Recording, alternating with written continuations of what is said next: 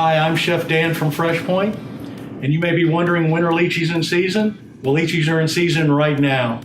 The Florida crop is just now underway, and we're starting to see some wonderful, delicious lychees come out of South Florida. First grown in China in 1059 AD, lychees have long been sought out for their wonderful sweet flesh and incredibly fragrant flavor. When you bite into a lychee, you'll get scents of roses throughout your head.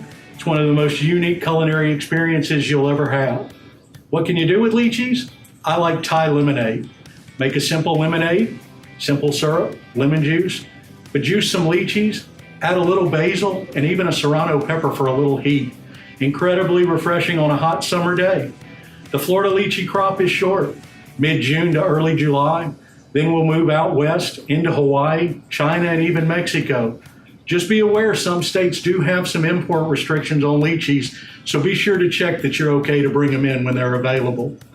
How do you peel a lychee? Well, simply pull them from the stem.